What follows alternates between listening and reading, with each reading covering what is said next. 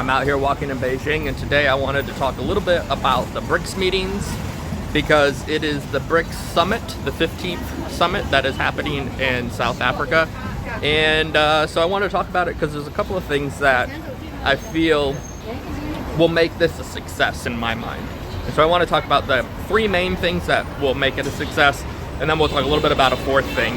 But let's go ahead and start just with the first thing that I want to see out of this meeting. And I'm hoping this will be a conversation that you guys will join in and let me know what you guys think.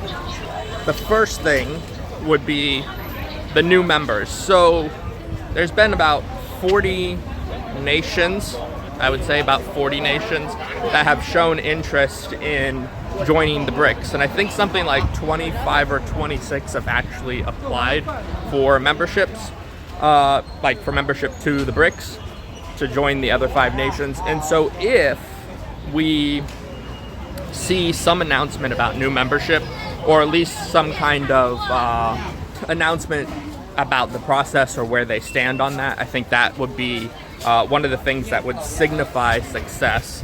Now, it seems that Russia, China, specifically, are interested in new members because they're hoping to counter some of the, Western global, I guess, banking and just in general sanctions and things like that, right? The more friends you have, the more power you have, essentially, when it comes to kind of the global politics and geopolitics. So Russia obviously is in a situation where they want more friends, and China is always looking for trading partners. So if there's any movement on the new memberships, whether there's a timeline saying this, these are the countries that have applied and we are looking into it and we should have a final thing by, some date. That would be one of the things that I'm looking for, is there any movement on that? Second thing, and this is that has been hyped up for about the last year, to be honest, would be some kind of movement, official movement on a BRICS currency. And there's been a lot of news reports. I've even talked about it, about de-dollarization. And there's a lot of people that are interested in setting up, some other alternative form of currency so that you can trade more freely without using the US dollar. So that's the whole idea behind de-dollarization, is maybe there can be an alternative. It doesn't mean that the dollar is going to be replaced, but there is an alternative system that countries can go to, especially countries that don't trust the United States or have had some issues or run in with the World Bank or the IMF or any of the institutions that the US and kind of the Western allies control. So hopefully we can see some kind of announcement on that, because they've been hyping this for probably about the last year. A lot of articles coming out of China and Chinese media, and Russia also saying, yeah, we want to create some kind of new something, some kind of new currency or some kind of new platform that would allow for us to use our own currencies. And we saw some movement with Brazil, and we saw some movement with within Asia. Some of the Shanghai Cooperation Organization had said some stuff in the past about using local currencies. So there's been a lot of movement, but there hasn't really been anything official. So that's kind of what I'm looking for, is will there be any kind of like really official announcement or plan or framework moving forward? Because I can speculate, all the analysts can speculate, but until the actual group makes something official and truly moves forward with it, that's all it is just us speculating, because, it's interesting and kind of exciting. And then the third thing that I'm looking for, and this one's less like a big move, but it needs to happen, is just what trade deals are going to be worked out on the sidelines. Are there going to be some kind of new projects being developed? Because the BRICS Bank, I'm trying to think of the name of it right now, it's eluding me, hasn't been funding as much as, say, the IMF or the World Bank. And so a lot of people are saying, well, you got to actually do stuff. You got to actually fund stuff. You actually have to kind of move forward with this. And so I'm thinking or hoping that there will be some kind of trade deals or projects, infrastructure projects, or some kind of frameworks that are put in place or that are discussed or that are even, finalized. So those are the three things that I'm looking for. If two of them happen, I would say it's successful. If only one or even none happen, I would say, I'm not so sure about BRICS right now, because this is kind of what they've been hyping up for the last, 7 months, 8 months. They've really been hyping up the currency. They've really been hyping up the new members, and they've really been hyping up like they're a power or a bloc that could rival the Western kind of institutions. And now's their kind of chance to prove it, in a sense, to be like, yes, these are the things we're working on. These are the timelines, not just some elusive idea that maybe in the future there'll be some kind of cooperations or maybe some kind of currency. I think now is the moment that they have the world's attention, I think.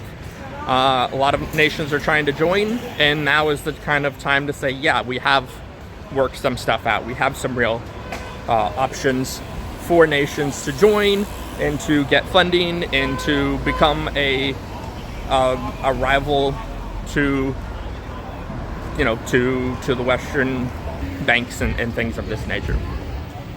So that's what I'm thinking. If all three or if none get really discussed or there's nothing concrete coming out of it, I think they'll have a hard time maintaining the momentum, because now is the moment in my mind.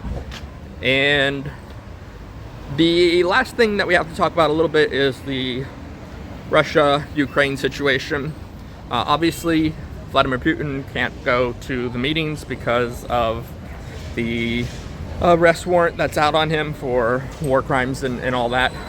So that's been one of the issues that people have kind of been writing articles. Well, Western media has been kind of trying to say that there's a rift between China and Russia.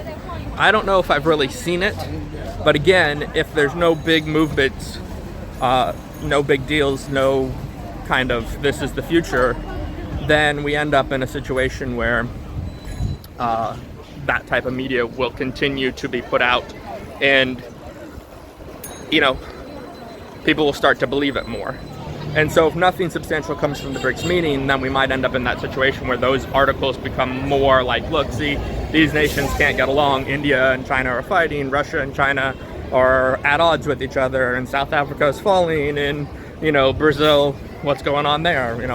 Those articles all of a sudden have more weight when you can't put something together, because everybody's always saying that BRICS is too loosely held together and there's not enough that really, there's no ideology behind it, and there's nothing that really pulls it together in a sense of like, with kind of the Western held institutions, you could say that democracy is the underlying idea that they're behind.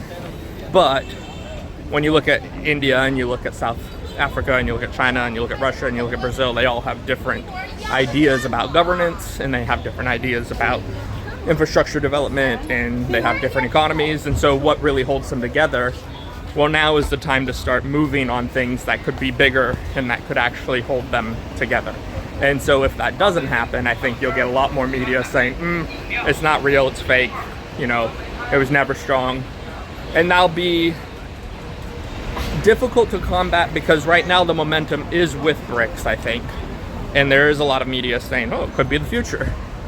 But once they lose that momentum, it's hard to rebuild it, because then it feels like, maybe it wasn't. Maybe it was just something that China was trying to push, because they're the only one that has like a real strong economy. And then even then, people will say right now their economy is not doing so well, yada, yada, yada. So again, media does have some effect on how we see things. And if the general consensus is that BRICS isn't going to happen, then people will slowly look for something else, or just they'll fall to the wayside. So what are your thoughts? Do you think these are the three kind of main points? And do you agree that if this doesn't really develop now in some substantial way, that maybe it'll lose some of its momentum? Let me know in a comment below, and I'm looking forward to these meetings, obviously, because it's fascinating. And if they can pull off some kind of big upset, some kind of big announcement that makes the world say, oh, this is real, this is something we want to be a part of, this could be literally the moment. But if it passes and nothing really happens and there's a couple of small deals on the sideline, it might go the other way where everybody says, oh, it wasn't real, it was just a dream that China might have had, and it didn't actually materialize. So let me know in the comment below, what are your thoughts? Do you think this is going to be the moment, or do you think we have to wait many more years before something real materializes that could potentially allow for poorer countries, especially in the global south, to have a more fair and equitable shot, so to say, at financing and at building projects that are actually going to help their economies in their countries. All right, that's all, because I'm rambling, and yeah, just walking around Beijing again. If you like this video, give it a thumbs up, and if you want to see the other video where I get kind of more of a deep dive into what the BRICS is and how it might dethrone the US dollar, or kind of my ideas of what it's supposed to be, you can check out this video here where I talk about all that. So I hope to see you over there, and see you in the next one.